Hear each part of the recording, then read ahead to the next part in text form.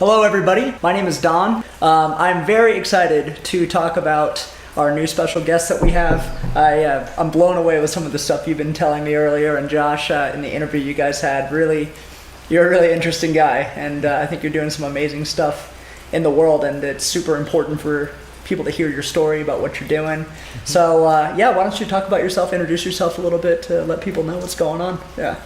Well, again, my name is Greg Caton. I have people who are just interested to see my bio or the website stuff, the work I've done. Mm-hmm. It's quite thoroughly broken down on a website called gregcaton.com. It's just my name, gregcaton.com. Mm-hmm. Most of what I've done is, I've done a lot of different entrepreneurial projects over the years. I ran a company for 25 years called Lumen Foods. The domain was soybean.com. I sold that business in 2007. I had a chemical manufacturing company called Preservax. But what I'm most known for on the internet is the fact that my discovery of an ancient tradition that effectively cures cancer, not treats, cures.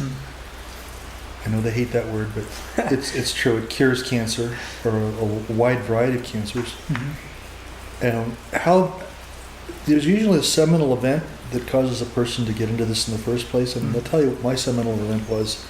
In 1989, I had a business associate come to me and say,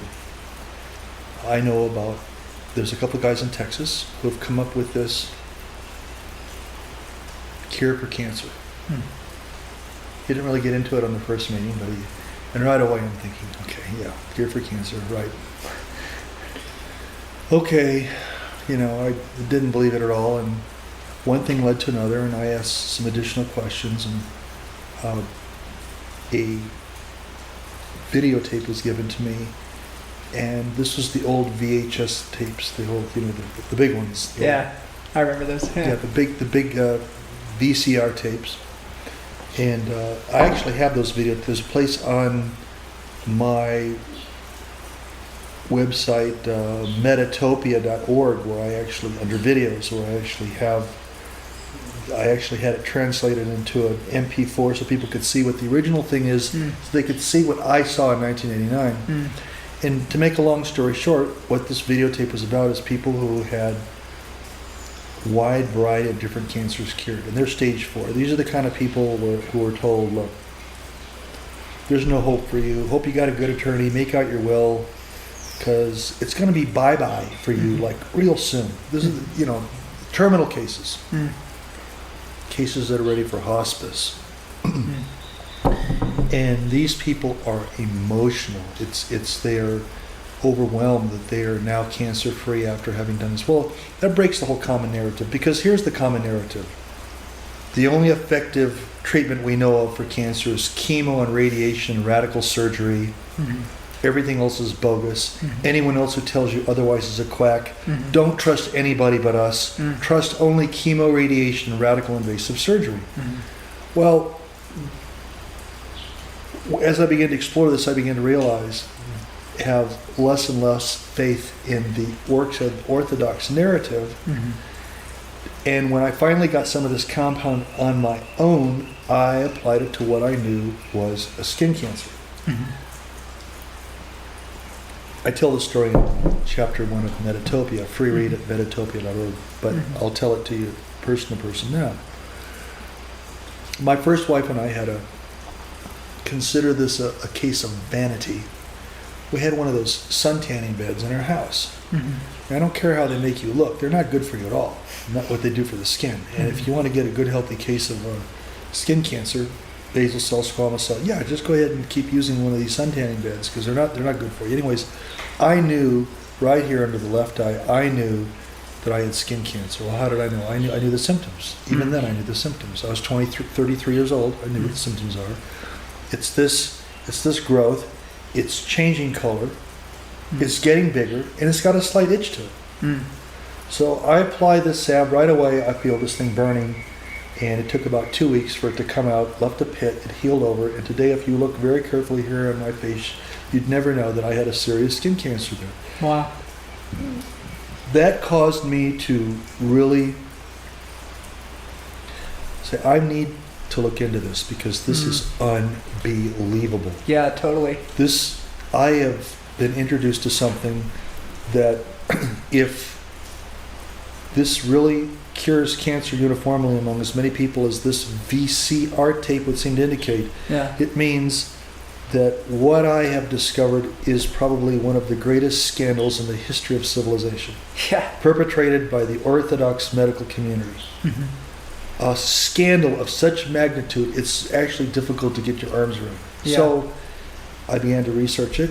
In the act of researching this, the people who were making this compound had gotten it from a guy named Hal Matheny, and I got a hold of him and I got some of this from him. And because of the fact that I was trying to look into this, because it looked like this had been around for a long time, I was criminally charged with theft of trade secrets. Literally charged with a criminal charge for, get this, wait for it, stealing a cancer cure. I'm not kidding. That's what they cooked up. Bastrop, Texas. Can't remember the county name now. But Bastrop, Texas. I got charged. I had to go to court. And the only thing that got me free of that whole incident is we presented to the judge, my court-appointed attorney. At the time, I was too broke to hire an attorney. Proof from none other than the United States Patent Office that this cancer cure, not treatment, cure, this cancer cure, the evidence for it could be found in the United States Patent Office.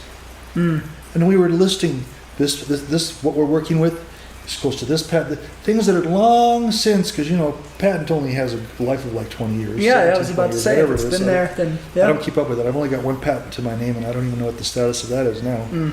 But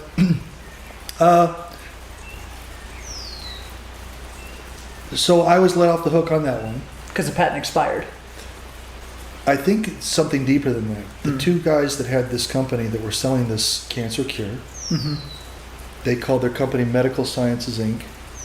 And I think the judge was probably notified, heard through the grape, if you proceed this is going to be a huge embarrassment. Okay? You can't charge a guy with something that the government says doesn't exist. Yeah. The government says cancer cures don't exist. Yeah. You're going to charge a guy for theft of something that doesn't exist. You idiot. Do you understand? So I think that's what happened, because he just very abruptly, as soon as we provided our evidence and so forth, he overrode the prosecutor and said, I'm ending this. I think he just said, this case is over. So we are done here. Yeah. Can we back up a little more? So what was the time period from when you had heard about this VHS to when you actually applied the stuff to your face? I think was it was topical probably or a couple. internal? It was a topical. It was a salve. It was Okay. it came in a jar, and I just applied it, and right away I could feel it working. Oh wow! It didn't do anything to the healthy tissue. Yeah.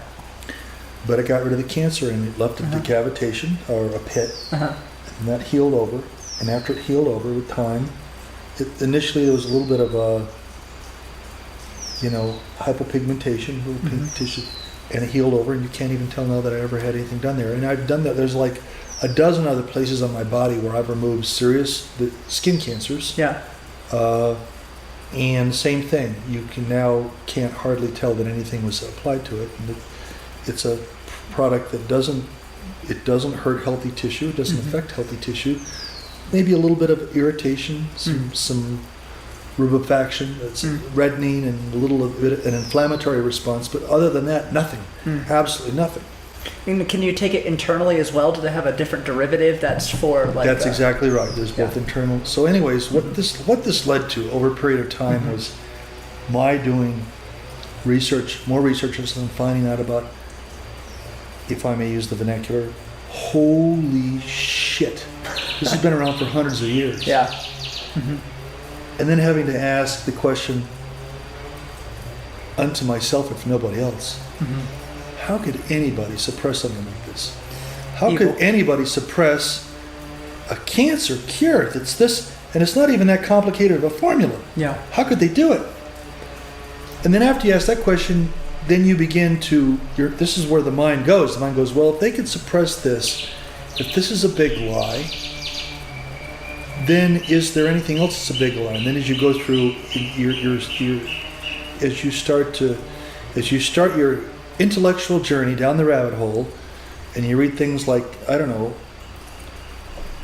Michael Cremo's Forbidden Archaeology, and realize that our entire history is a lie. I'm sure that inspired the famous French philosopher Voltaire said, history is a Mississippi of lies. And you realize that after a while you begin to say, okay, now I need to reverse the question. What I need to ask myself is there anything they tell us that's truthful? Or is everything a lie?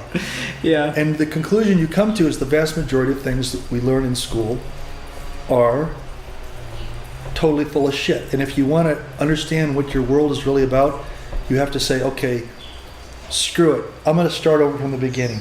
I'm going to be like Descartes. I'm going to start with this premise, I think, therefore I am, and I'm going to build on the things that I know that I can, through my own experience, know to be true, irrespective of what the people in authority want me to believe. Yeah.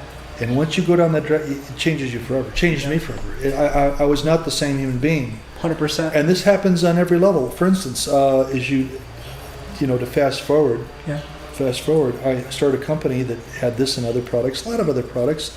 Most of them were things you could even buy from your health food store. Nothing controversial. And the FDA came in and raided me on September 17th of 2003. In Texas? No, it was in Lake Charles, Louisiana, is where we were living at the time. Okay. Raided our company, destroyed $500,000 in inventory, destroyed equipment, just went through whatever they couldn't confiscate or steal, they destroyed.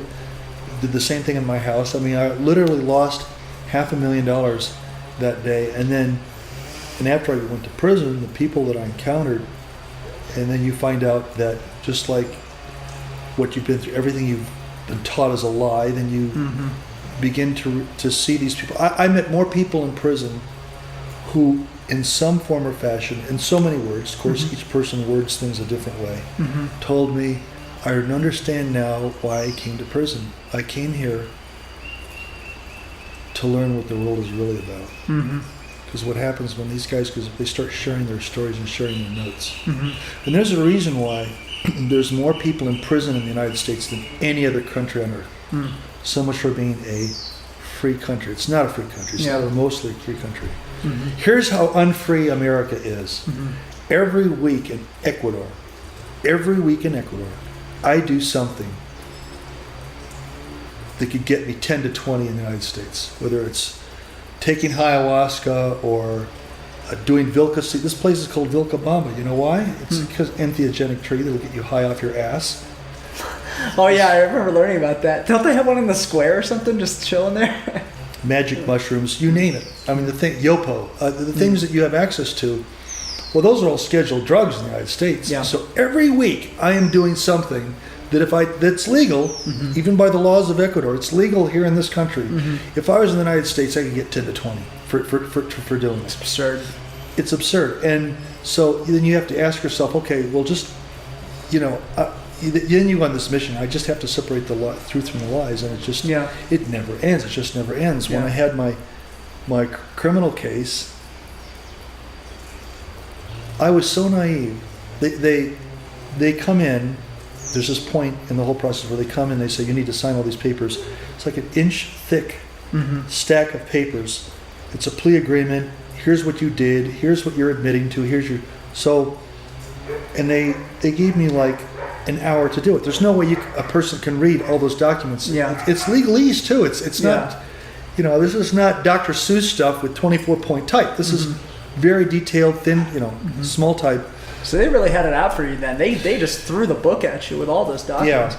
Yeah, they do. So anyways, I'm telling my attorney, I said, just from what little I've read here, I said, I didn't do the things they're saying in here, that this is for fraud, that I've been defrauding the public, knowingly deceiving the public with products that don't work. And I said, none of this is true. And I said, I go on the witness stand and I swear to tell the truth, and if I agree to a plea agreement, is totally false, which means I'm lying. Do I get an additional charge for perjury?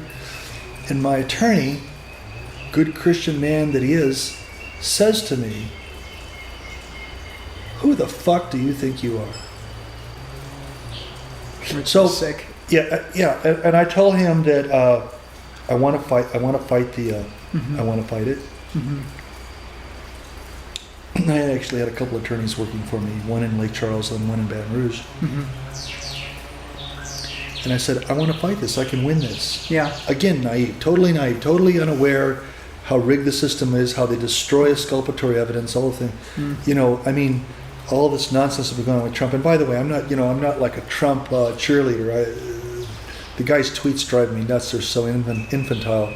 But nonetheless, that having been said, this whole thing went through. It was all BS. The Russia thing. Russia. You know, everything, every problem America has, it's Russia interfering. You can only sing that song for so long. It's so I said I want to fight this, and that was passed along to the prosecutor's office as well. You need to tell him he tries to fight this, we're just going to go after his wife. We'll go after her next.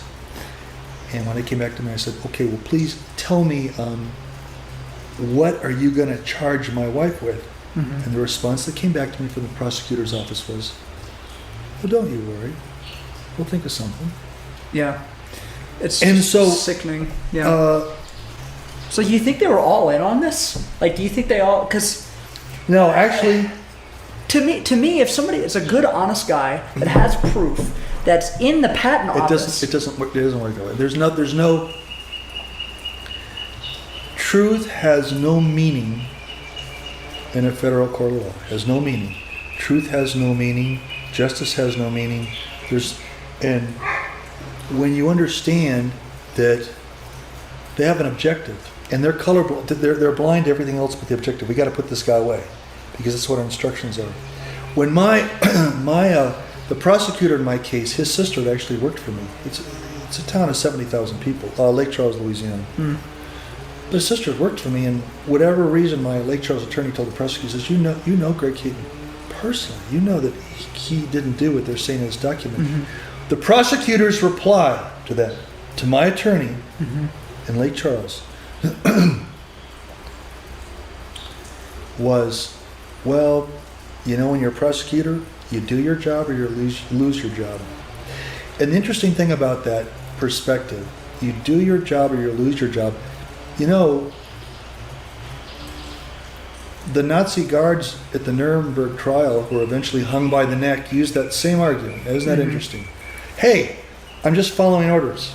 Okay, yeah. Look, it's atrocities. I know I'm killing people, but hey, I'm just following orders. Yeah, I got to feed my family.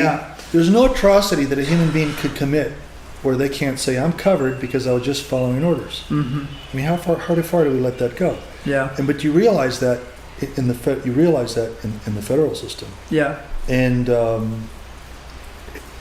it just, my whole world changed. It made me realize just how fake and fabricated the world is, and the dark forces that kind of are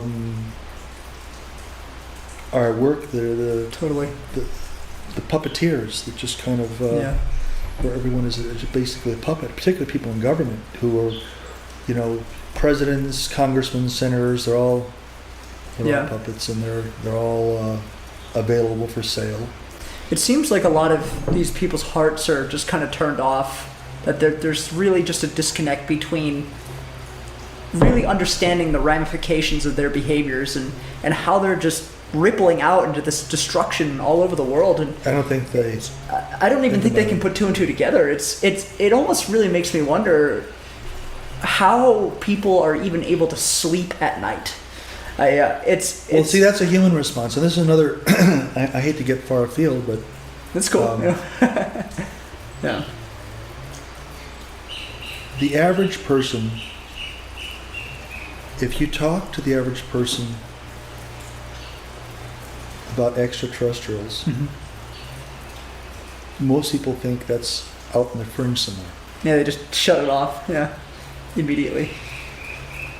DNA was discovered in the early 50s by two guys. They got the Nobel Prize for it. Francis Crick Tom Watson.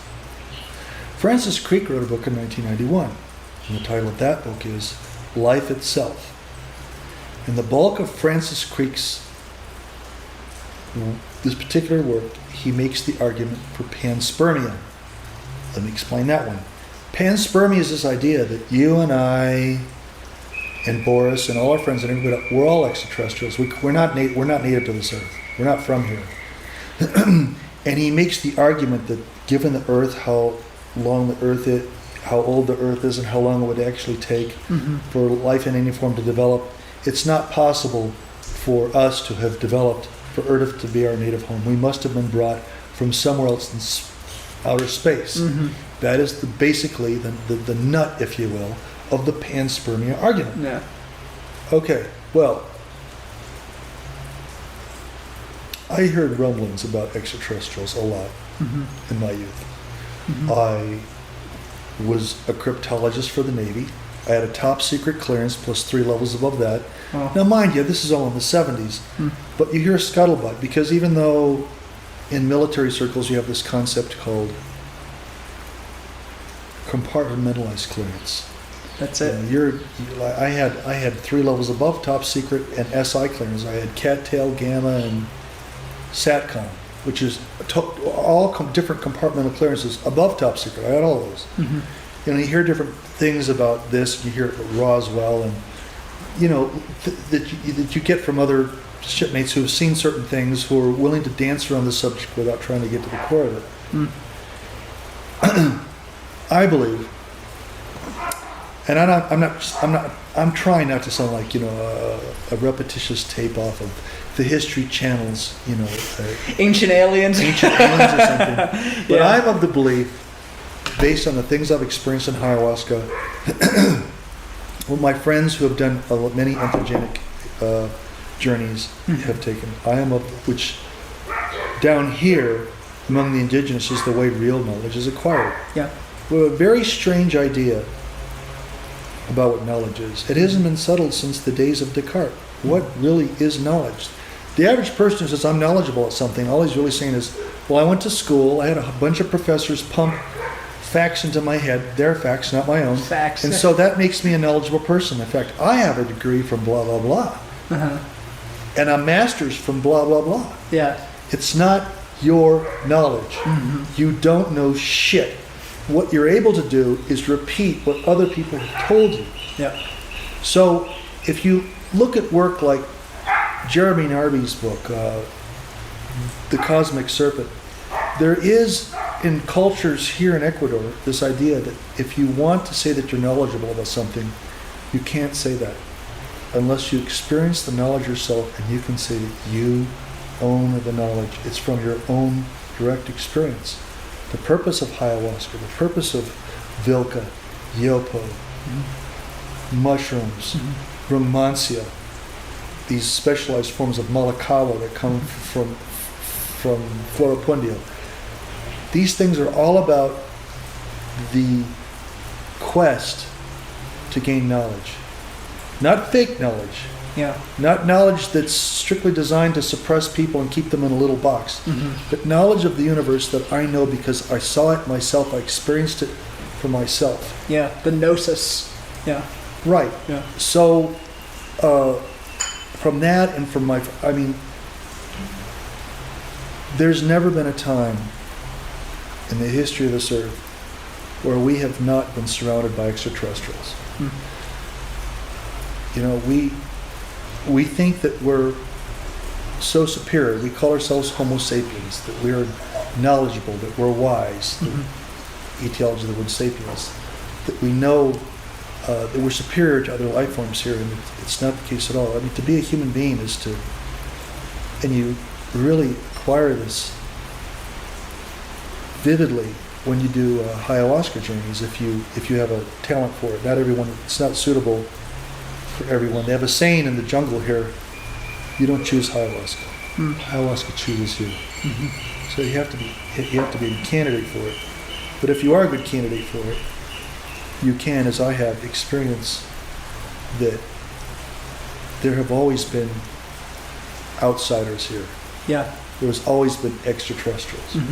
And if you take that far enough into what's happening, if you bring that up to speed and try to tie that into current events, then you encounter things like David Jacobs' book, Walking Among Us, the alien plan to take over humanity, control humanity. It's a dark world. It is, people say it's a prison planet, and it really is. It is a place where we are surrounded by beings that feel that we are vastly inferior to them, and at least perceptually in terms of our five senses, we are inferior to many other extraterrestrial beings. We have 90% of our information, we have five senses, but most of our information comes visually. Yeah. But yet, the range of the electromagnetic spectrum that we're able to detect is tiny compared to other beings. Yeah. Our hearing range, tiny compared to other beings. Our sense of smell, 1/40th that of a dog. Our sense of taste, our ability, the tools we use to understand our world are very, very limited, but regard ourselves as superiors, and we're not.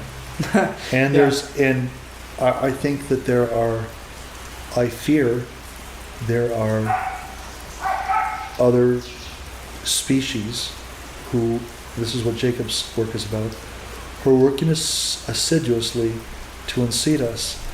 And we live on a planet right now where we're losing 200 species a day, 150 to 200 species per day. I can't believe how much loss of biomass I have been an eyewitness to just in my life. I'll be 64 in April. Which is incredible. Like, you don't look like you're 64. Yeah. That's thoughtful of you. But, I'll give you one example of many. I moved to Southwest Louisiana. That's one example I give. In 1984. And I remember saying to Catherine sometime in 2006, I said, what's weird? We haven't seen a frog or a toad or a snake in how many years? When I first came in 1984, they're all over the place. I had a home with a pool with my first wife. The big problem I had, all these amphibians coming out of the woods and coming into my pool. In the span of a mere 22 years, all that was gone. We have these bugs. Some people call them love bugs. Some people call them fuck bugs. They're black. They're all black. Both the male and the female. They're all black, but have a little, like a red spot underneath. And what they do is, during mating season in the summer, it literally looks like their butts are glued together, and they're like moving in different directions, and they're all over the place. So bad is it that as you're going down I-10 from Houston to Baton Rouge, or let's say you're headed from Houston to New Orleans, you're going barreling down I-10, you have to stop periodically because the windshield wipers are enough. They're all over your windshields. Most of them are dead, but they're like locusts. They're everywhere. So I'm on the phone a couple of years ago with a friend of mine. He lives in Moss Bluff, which is outside Lake Charles, Louisiana. I said, I don't know what made me ask it, because I was just making small talk, and I said, how are your fuck bugs doing? Just small talk. Yeah. He goes, well, we haven't actually, we haven't seen any in a while. I said, what are you talking about? He said, we just don't. And man, I don't know what else I could pull from. You've got these oceanographers up in British Columbia have been going up and down a 250 kilometer stretch along British Columbian coast, and literally the number of ecosystems that have been destroyed. We're destroying ecosystems all over the planet. And there's a side of me that says I can see why an outsider would could look at us and think of us as an inferior species, because the planet's being completely train wrecked. Well, but there's another side of me that says that's true, but is it not the fact that we have these overlords, we have these that's what it is, yeah, that are telling people this is what you need to think, this is what you need to do, and so we're kind of being led into it. Yeah. Is it really is there an element of our own volition? And the conclusion what I come to is it's not of our own volition. It's like they do things because there's a demonic element to it. It's very demonic. which I can tell you I've come to the same place in my life as has ufologist Jacques Vallée. Mm-hmm. Jacques Vallée studied this extensively and came to the conclusion that most extraterrestrials are demonic. Mm-hmm. They're up to no good. Yeah, like the Nephilim. They're here to exploit. Yeah. Yes, they're here to exploit us. They're not. This idea that ET is friendly and he's here to save us and he's here to bring us, candy because we've been so good. He's going to be like Santa Claus. He's going to come down our chimneys and give us. No, that's true. Mm. They're exploitative. They view us the same way we view cows or chickens. We're stupid animals and we just need to be exploited. Mm-hmm. And when you come to that conclusion, you have to wonder what our ultimate purpose is, and it takes you to places more spiritual, because ultimately we have to view ourselves as visitors, and there's a bigger picture, and that for whatever reason we needed to have this experience so that we could understand. In order to see the light, we had to see what is it like to live in a complete absence of light. Yeah. And that's the world we live in. It's a world that is absent of light. Do you think so? For the most part, yes. Mm. I think it's that evil, that dark, that if you could see things from my side and what I saw, if you could see the physicians and the people that I knew that were in prison. I was in prison with several famous people. Yeah, I was gonna go back to that, and was hoping to talk to you about that a little bit. Well, there was Edwards, longest standing governor in the history of the state of Louisiana. Well, I was in prison with his son, Steve Edwards. Mm. And we had several talks. I was in prison with another guy who... Can you elaborate a little more on who that is, particularly, just for the audience? Sure. Edwin Edwards was a guy who the feds went after because they said he was taking bribery for certain casino deals. Mm-hmm. Because at that time, Louisiana was bringing gambling in. Mm-hmm. You have it all over the state of Nevada. Mm-hmm. But most states of the Union, gambling's illegal. Mm-hmm.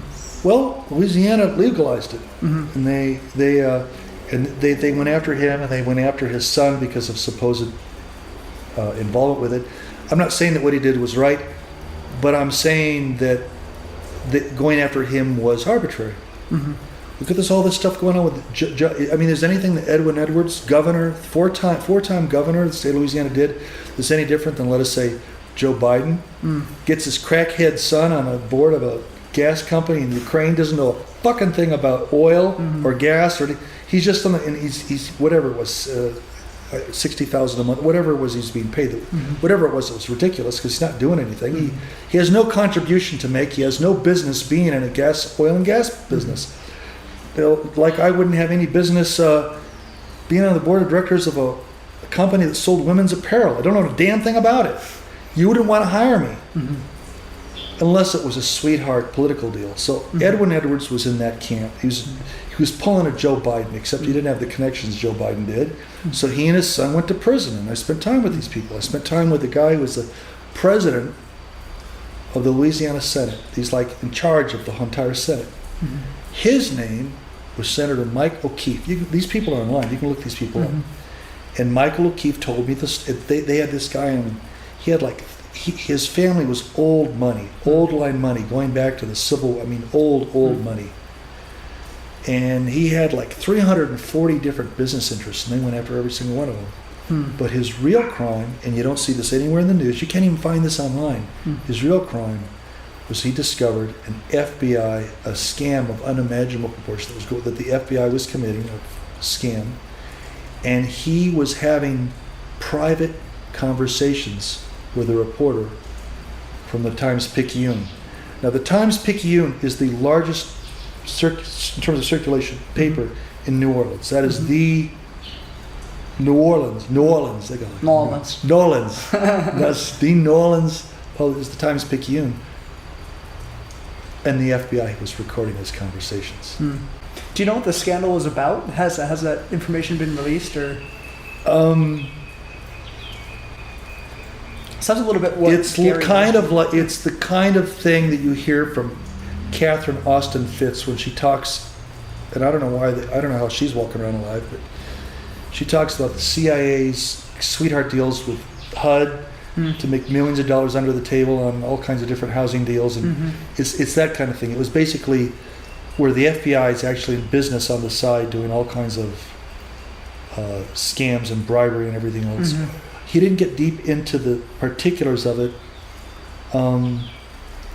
but I think part of that was you're not in a position where you can really ask these guys, to a point you can ask questions, but beyond a certain point you want to appear like you're too invasive or too, because one thing that goes on in prison is a lot of guys who have a lot of time left will try to talk to a guy and claim he's got certain information, then secretly go to his attorney and say, hey, I got some dope on this guy. Ask the feds if they'll let me out of here sooner if I tell them what, you know what I mean? And a lot of times it's made up shit. It just doesn't have any basis in fact. Yeah. And that goes on a lot. So people in prison tend to be circumspect. And your own attorney will say, and when it comes to your case, you will shut your mouth. You're not talking a word about what you've done, what you're in here for, or anything else. Because you got all these rat bastards who are going to try to play snitch to try to use that information to try to cut a sweetheart deal or lessen their time or whatever. So that's why you're probably wondering, well, did you ask him this? Did you ask him this? Yeah. There's a certain culture that exists in federal prison. There's do's and there's don'ts. There's things that you can do and there's things that you don't do. And one of the things that you don't do is, if someone is volunteering their information, be a good friend, listen to them, and you can offer comments. But they've already been through the mud. So don't turn into a fucking prosecutor and start needling this guy with questions about his case. Right away he's going to think, why are you asking me these questions? Yeah. So you have to follow these kind of unspoken prison rules so that you're on friends with everyone. Yeah. Because prison is a dangerous place. Even in the Fed, I don't care what anyone says. There was gangs. I was beat up and ended up in the hole for 12 weeks. I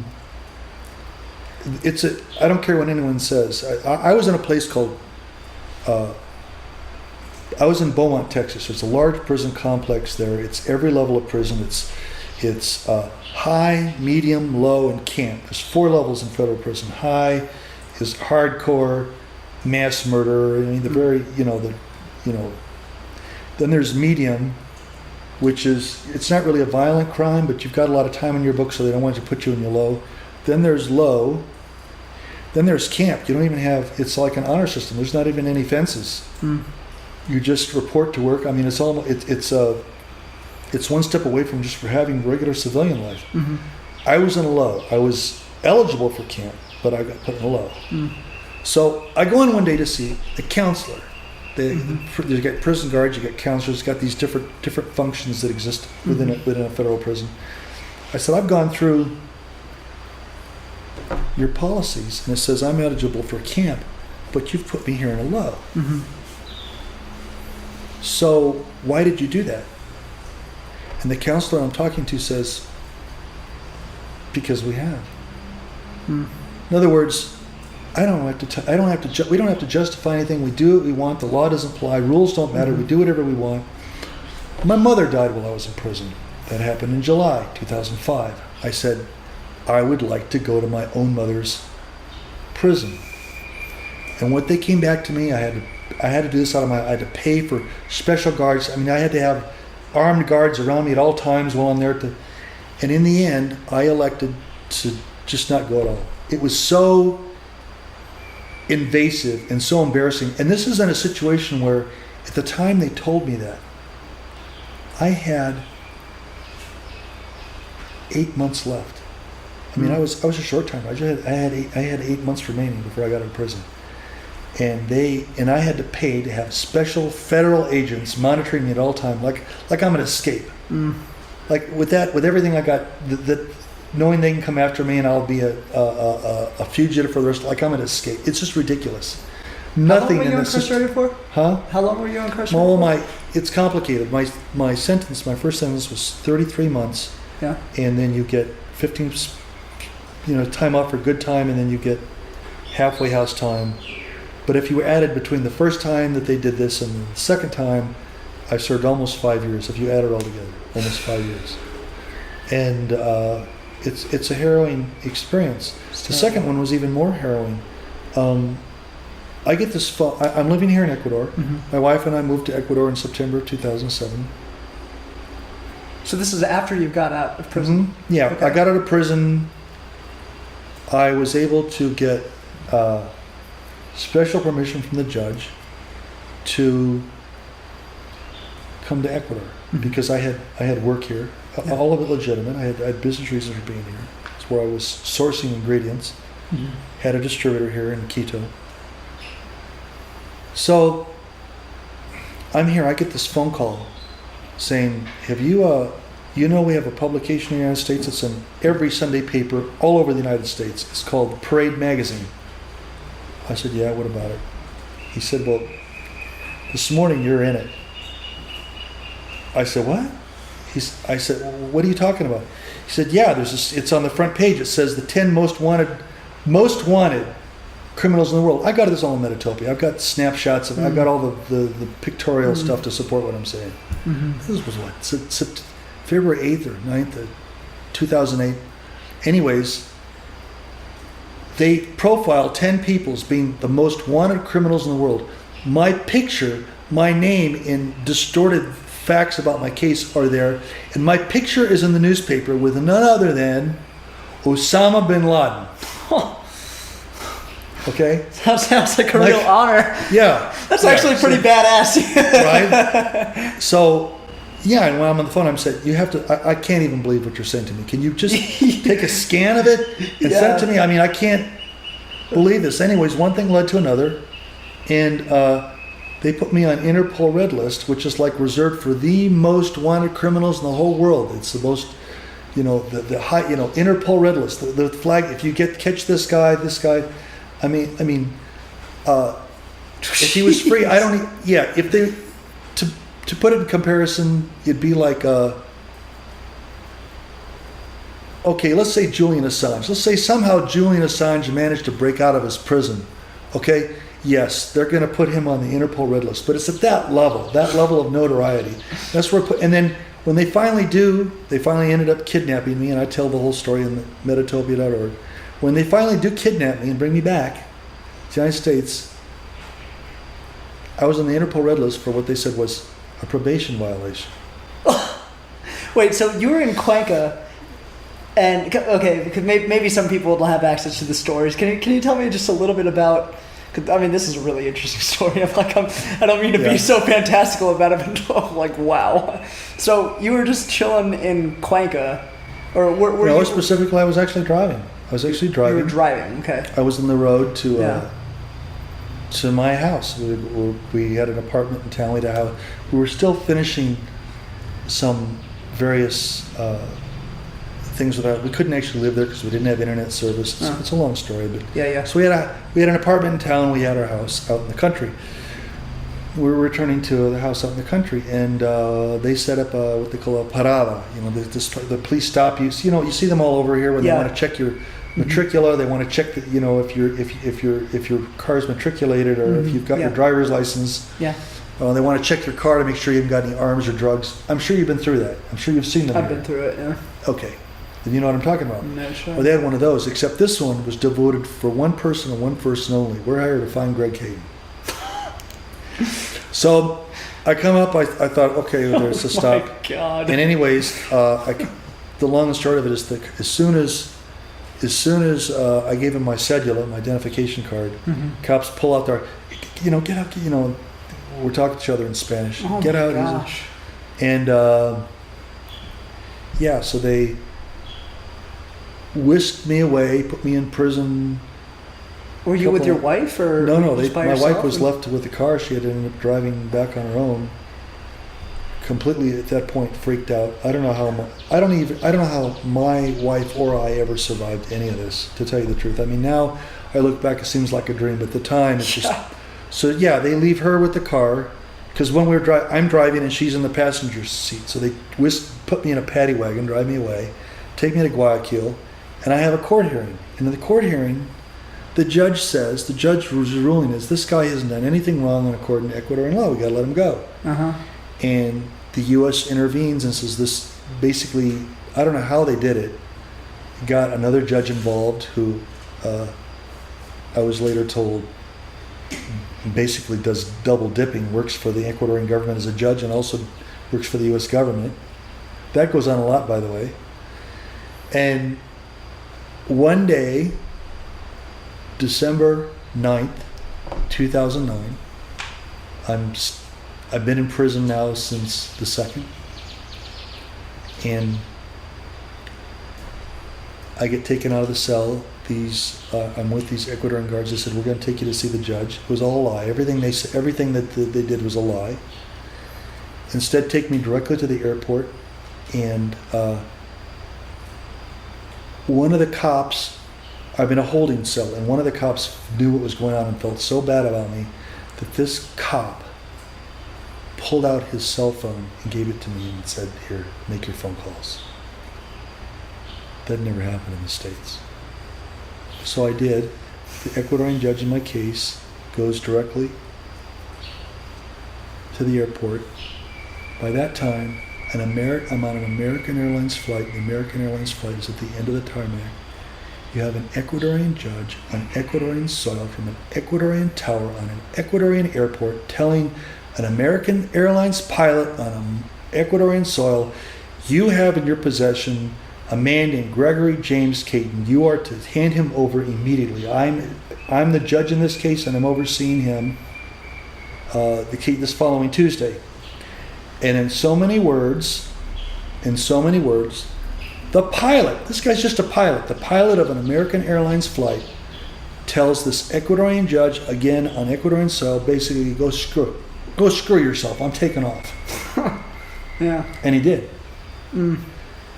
When I got back here, I was able to get back 2 years, let's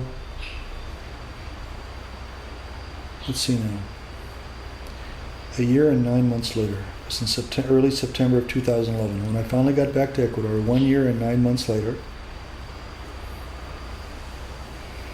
I was able to spend very personal time with the guy who was the number 2 guy in power in Ecuador. In this country, in my opinion, number 2 person in power is not the vice president. It's the jefe, the Ministerio de Interior.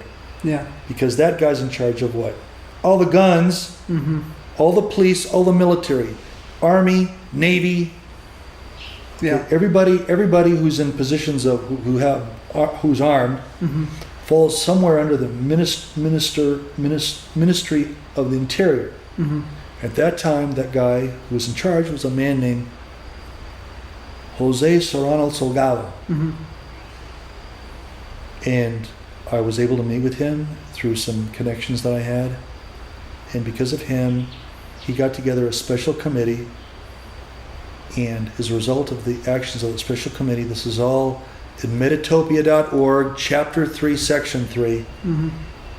I tell the whole story with plenty of documentary evidence, because I had to. No one was going to believe my story unless I provide the documentation to prove that what I'm saying is true. It's so fantastical, yeah. So what was ruled by this special committee that they specially put together to hear my case was it happened to me on behalf of the American government was completely unjustifiable by law. They toned it down. They didn't just say, they acted illegally, but you could tell by the way it's worded. You can see both the original Spanish and the English translation were on Metatopia.org.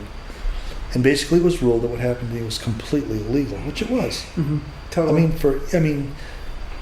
So all this talk about, well, we need to follow the rule of law and we're under, all that's nonsense. Once you go down far enough the rabbit hole and you realize laws mean nothing. They're for little people.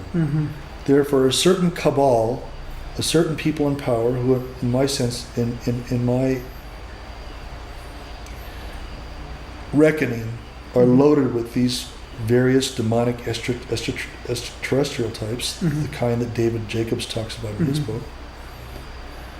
And they mean nothing. The laws are for little people, so that people higher up can do whatever they want to without restraint, no morals, no ethics, no other guidance other than the will to rule. And that's the world we really live in. And I feel sorry for people who think the following: that the law matters, that truth matters, that morals or ethics are in any way guiding principles to the people that run your world, I feel sorry for people that are that naive, because people who've been with what I've been through know that none of those things are true. Yeah. And unless you can pull back the curtain, and like in The Wizard of Oz, and see that Oz is just this guy behind the curtain somewhere, and he's turning knobs and pulling levers, and unless you can see that, you don't know, can't begin to know what your world is about. Yeah. It's important to see. I think a lot of people, when they go through an awakening process, it's really lonely and really dark at first, because you're like, holy crap, everything I know is a lie. Like, all of this is just such an illusion. And I think it's very easy to become depressed. And I mean, that's why I moved to Ecuador. I'm like, I don't want anything, like, I don't want to be part of this. Like, get away from me. But it's interesting, because we're at such an interesting time in our world where we need this light and this love and this awareness to be spread more than ever. Well, those are characteristics that are typically human. We need more humanity. And you would see more of it. And I know some people will view this, this is going to be on lost ears, but I'm going to say it anyways. The attributes that you've just mentioned are typically human. And that's beautiful. Love, kindness, empathy, sympathy, compassion. Those are human emotions. And the people that view this world view them as liabilities. Look, somebody wrote this book. I can't remember the full title. I didn't read it because I saw it, I couldn't believe it. And basically, the gist of this book was, if you want to get ahead in life, you've got to learn to think like a psychopath. Yeah. You need to, your was it Robert feelings. Greene? Yeah, Robert Greene's 48 Laws of Power or something like that? No, Machiavelli? No, that doesn't ring a bell. But anyways, the point of it is that if you want to get ahead, you've got to learn to think like a psychopath. You can't have, feelings. You can't have, you've got to think dispassionately. You have an objective. Don't let anything get in your way. That's what's wrong with the world. Yeah. But that typically is typical of extraterrestrial thinking or demonic thinking. Another thing, when you use entheogens, I talk about this in my book, The Gospel of 2012 According to Ayahuasca. The heavens are real, hell is real, and they can be directly experienced, and they're talked about in the 1700s by a man named Emanuel Swedenborg. Now, Swedenborg experienced all these different levels of heaven and hell, and so have I. And I'm not trying to make myself sound special. I'm of the belief that a lot of people who don't speak up experience these things and just keep it to themselves. I think the only thing that makes me unique is I talk about it. But I don't think in no way do I believe that my experiences are unique. I don't think that I think there's, untold thousands of people between me and the time of Swedenborg who experience these things. But demonic entities have unique energy signatures. There's something unique about the demonic realm. And I had gotten to the point where when I encounter it in my vision quests, I can almost smell these things. It's just, and the energy signature is something that I feel and pick up on oftentimes when I'm listening to politicians on TV. It's amazing. And let me try to describe this energy signature. It's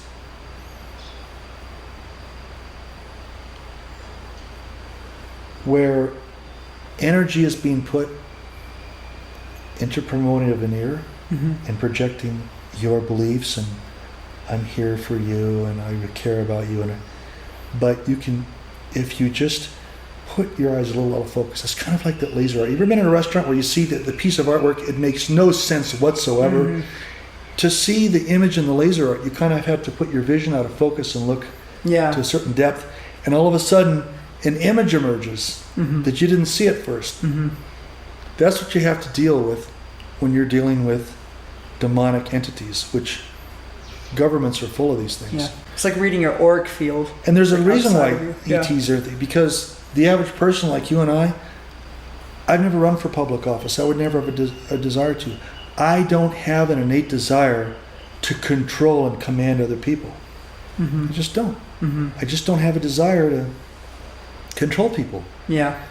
But psychopaths do. They do. And they live off it, and they feed off of it. And that's the world, that's what they live off of. And so what government attracts people who are inherently psychopathic, if not actually extraterrestrial, or to refer back again to the work of Jacques Vallée. Yeah. So when you come to this realization, you realize that the world is not at all what you've been taught to believe it is, and it's really important to have a direct perception of it. And you have, and if you do this long enough, you realize that the reason you don't see these people in positions of power who have the kind of human attributes that you're talking about, they can't. They can't. Yeah. They're not human. Yeah. And I realize that's a big nut to crack. It is a big nut to crack. Yeah. But it's true. It's interesting as you're saying that. Somebody I really highly admire and respect, perhaps you've heard of him, is a guy named Mark Passio. And Mark Passio has a really great quote that says, when people are first learning about these things, I'm butchering it, but they superimpose their beliefs upon another person. They say, somebody couldn't do that.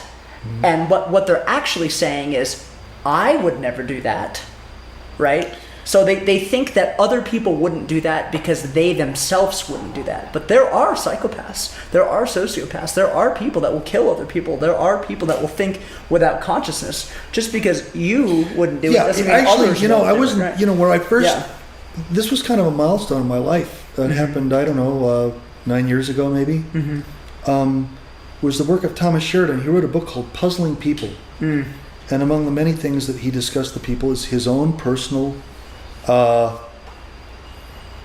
Sheridan, who's an Irish author, came to the conclusion that most people, or a substantial number of people in government, are pure psychopaths. And why is that?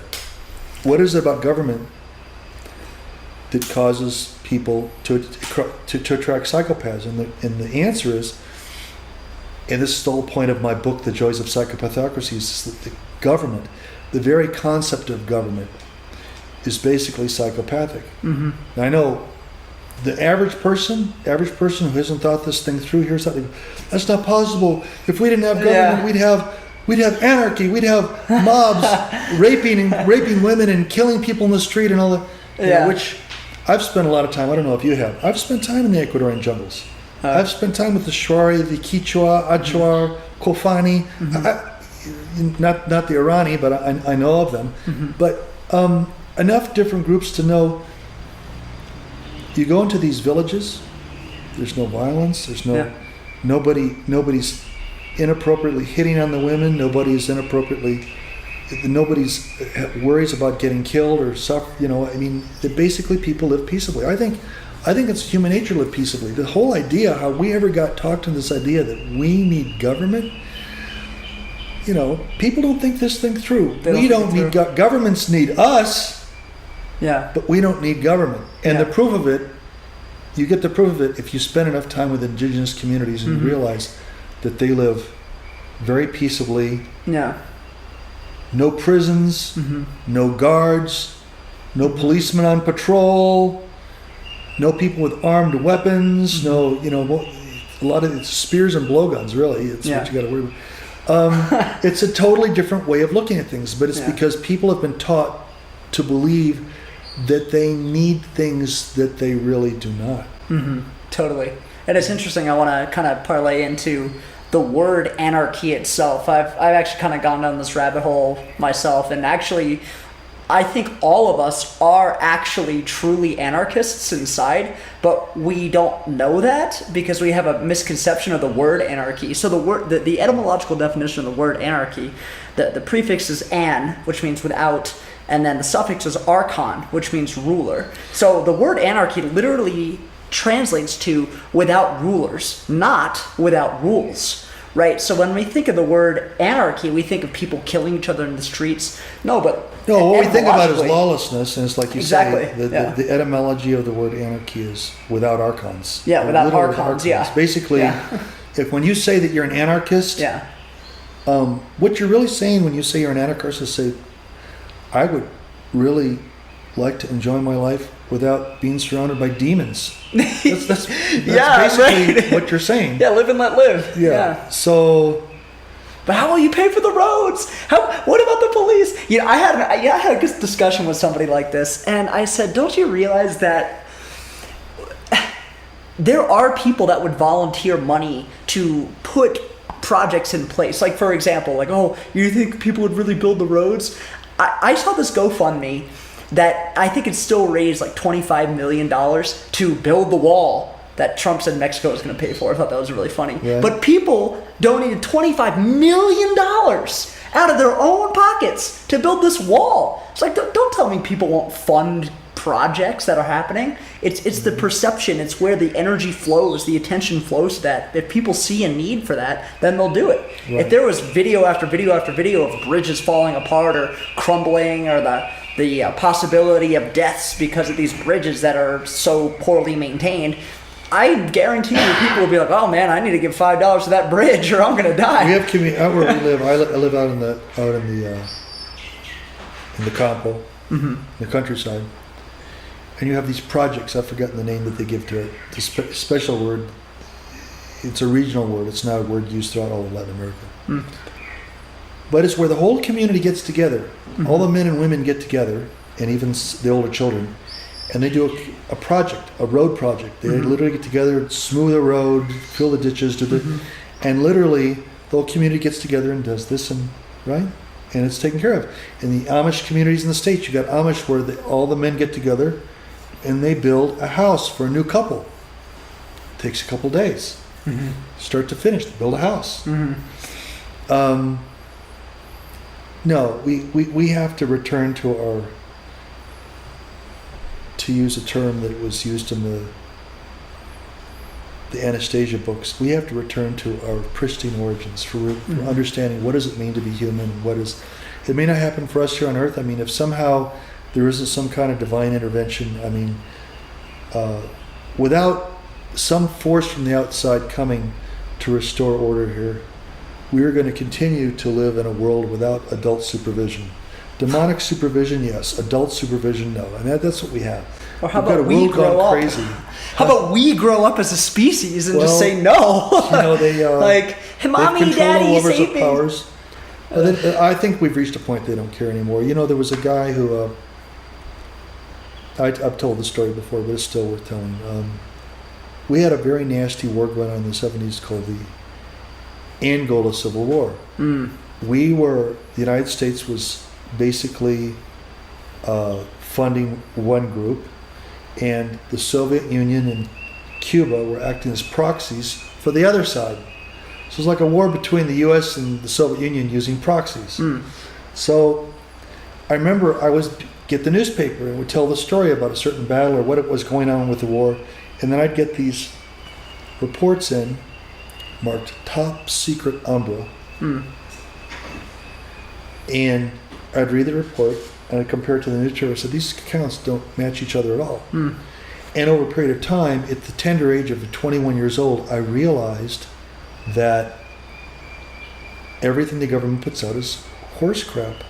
That there's a set of facts for the insiders, and there's facts that get fed to the newspapers and the TVs, and that's what they're told.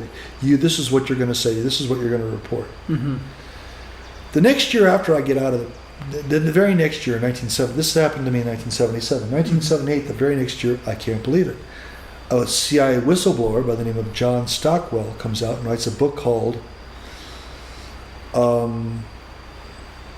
In Search of Enemies. That's the title of the book. You can see it online. And this guy, I read this book and I'm thinking, how is a guy able to do this? This is just last year. I was reading these top secret reports. How is he able to get away with being a whistleblower talking about these things? You know, why aren't they going after him? Well, the truth is, I found this out much later. They did. They told him, we're going to need your permission to put this book out. We're going to see how the public responds, but we get to keep all the profits.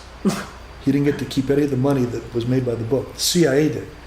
So, years after that, an author by the name of Derek Jensen's at a lecture, and John Stockwell's giving the speech. Mm-hmm. And at the end of the lecture, Derek Jensen goes up and said, "Mr. Stockwell, I just have one question for you. Why aren't you dead yet?" Yeah. And John Stockwell replies, "Because they're still winning." Hmm. So, I don't know where we go from here. We're currently in the middle of this coronavirus thing, and this is going to turn our world upside down. And Yeah. you expect to see more calls for mandatory vaccinations against your will, despite the fact that few things are injurious to your health as vaccinations are. Yeah. Then you're going to see more. You're going to see more of the same that we've been seeing ever since 9/11. You're going to see a world that gets increasingly more tyrannical. Will we ever actually have this great event? Will we actually have this kind of awakening or divine intervention, or whatever you want to call it, that takes us off of the path that we're on now? I honestly don't know. I write about this extensively in my book, The Joys of Psychopathocracy. Mm-hmm. Chapters 8 and 9 are all about it. But yet, truly, positively, absolutely, I'm as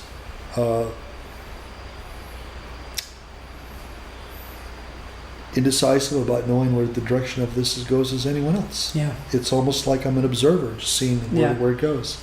Yeah, I could see how with your life experiences of what you've gone through, the trauma that you've gone through, I can see how it's easy to be a little bit pessimistic about the future. I don't know. I guess I haven't experienced trauma like that, so I guess I look at the world with rosy lenses. But so let's segue into, you were talking about coronavirus, and you had an awesome interview earlier about some of the products that you're hoping can really combat the coronavirus. Well, the things we've actually carried for a long time, they're useful, but a lot of people don't know what their function is. Yeah. And the reason being is that some products are not, I use this term liberally, plug and play. Where I'm going to use this. You told me this before, but I don't want to actually have to learn anything about it. Yeah. Some things you actually have to learn a little bit about it in order to make the best use of it, even as an end user. Totally. Yeah. Well, so what, I guess, fast forward to now, you're currently living in Cuenca, Ecuador, right? With your wife still. And so what are you doing now in your life? Where is your life? What are your goals? What are you going to do next? I'm really an entrepreneur. I continue to my herbal work, but I've created a website, or I'm in the process of creating a website called NutriShrimp.com. I applied my skills as a food technologist to come up with a way of coming up with a shrimp that's not fully dehydrated. It's IM mode, which is to say intermediate moisture that has a shelf life of well over a year. So I'm actually working I'm kind of going back to my roots, because I worked as a food technologist before I actually had Alpha Mega Labs. That's really cool. We got some candles coming in.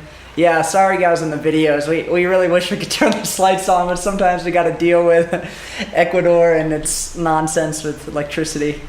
Yeah, honestly, we're probably going to wrap up the interview soon, maybe with these slides. This is kind of silly. But yeah, so that's awesome. So when do you think you're going to have that site out available for the public? Probably, I'm working on, hopefully by this summer. There's a lot of stages you go through. We're having to investigate what's required to get registro for this products, to get everything legal, to get the plant legal. So there's a whole process you have to go through, but it's something that I'm working on slowly but surely. That's awesome. So I kind of want to maybe try to end this interview on more of like an uplifting note, because I know personally spending time a lot with Josh and learning about what's actually going on in the world, there is a lot of hope. There is a lot of things that we can do, and it almost kind of seems like we're fighting an uphill battle. Well, there's something that I actually quote a couple times in, I think, 2 of my books. The oldest and most respected of the ancient Chinese texts is the I Ching. Most people have heard of the I Ching. You think of it as some kind of a divinatory thing. You've got 64 hexagrams, and you can actually use coins or cards or a number of different things to actually employ and use. the I Ching in a divinatory way, the same way that people use a tarot deck, for instance. But this is highly respected in China. But the interesting thing is that when you really study carefully the 64 hexagrams, you realize that each one of the hexagrams is a reaction to an imperfection in what preceded it. It's kind of like astrology. If you study esoteric astrology, they tell you, yes, there may be 12 signs, but each sign of the zodiac is somehow a reaction to a deficiency in the sign that immediately preceded it. Fascinating. So when you study that, there is a principle that is very central to the I Ching that's relevant to what you brought up. And that principle is, when things reach an extreme, they revert to their opposite. I'm of the view that if this principle, if even something as simple as karma has any sway in our world, the swing of the pendulum is so far in the direction of pure unmitigated evil that I believe we have to see some force in this universe that brings it back into equilibrium. Absolutely. Back in the other direction. Yeah. And that's the note on which I don't end Joys of Psychopathocracy, as horrible as the title sounds, on a negative note. It actually ends on an upbeat note that I believe that we will see some kind of reversion. Yeah. I don't know how it will take place. I don't know the timing of it. But I believe that we will see a swinging of the pendulum in the other direction. Yeah, and I'm really glad that you brought that up. I'm a really big fan of the book The Kabbalion. Perhaps you've heard of it before. It's Hermetic philosophy. And it talks about the, two different axioms. One is this idea of this pendulum swing going back and forth. So it's called the principle of rhythm. But then it also talks about the principle of polarity. So when something so terrible as what's going on now reaches its nadir, its like lowest point, it, by law, by universal law, is going to come back to this positivity, and I guess in the full force in which it has been hit. So I guess every action has an equal and opposite reaction, right? And this happens a lot when you meditate on it in a very microcosmic perspective in one's life, as well as a macrocosmic perspective. So it's interesting to see how this is happening within the aggregate. And honestly, like, a lot of people are freaking out. I'm kind of excited. I'm like, oh, this is kind of cool. Like, I wonder what's going to happen. Like, this is really crazy. So maybe I'm just naive, or maybe I just have this internal feeling of it's going to be okay, or maybe that's just what I want to believe. I don't know. But I'm in the same boat as you of this polarity is going to swing back, and there's awesome people like you that are brave enough to stand up and talk about your experience to kind of break that paradigm of, oh no, the U.S. government, they care about me, we have the rule of law, oh no, the FDA is looking out for us. I'm like, oh man, like, you got a lot of learning to do. In that note, I was friends with you can see his YouTubes, or he did plenty of YouTubes. This was an international banker who was hired to be the head of finance for the Jimmy Carter campaign back in the 70s. He was a personal friend of mine. His name was George Green. He passed away on June 21st. We miss him.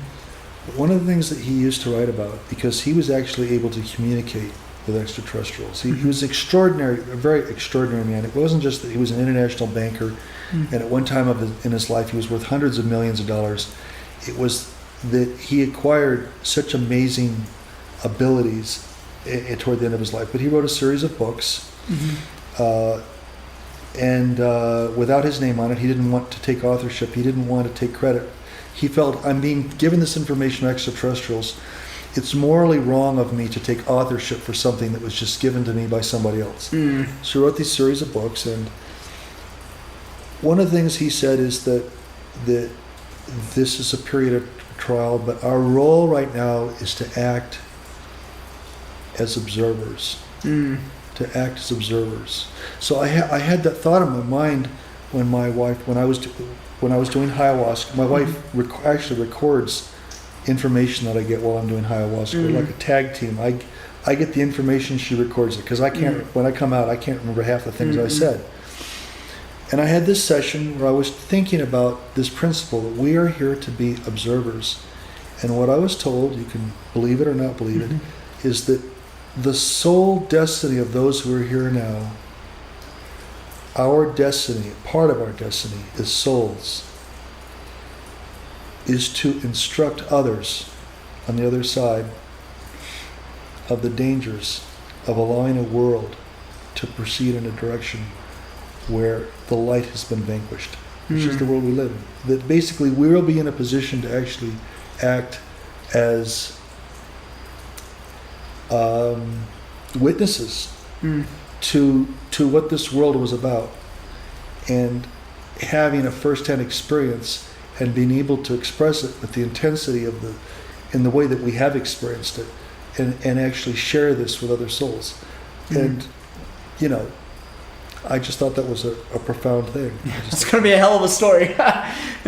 Yeah. Well, that was, a really amazing interview. Thank you for sharing. It's again, I can't express enough how important this information is to get out, to really shake people and be like, hey, this is not just a bunch of crazy people in their basement typing up all this crap. This is real. Like, this is real people being affected by this. So I'm super grateful that you were able to come out here. And if you guys haven't checked out the other video talking about hydrogen with Josh, it's really awesome. I mean, this guy's a wealth of knowledge. He has so much interesting stuff to talk about. So I'm glad you guys could hop on this interview. Thank you again so much for everything. Thank you for having me. Yeah, totally. Yeah, absolutely. Right.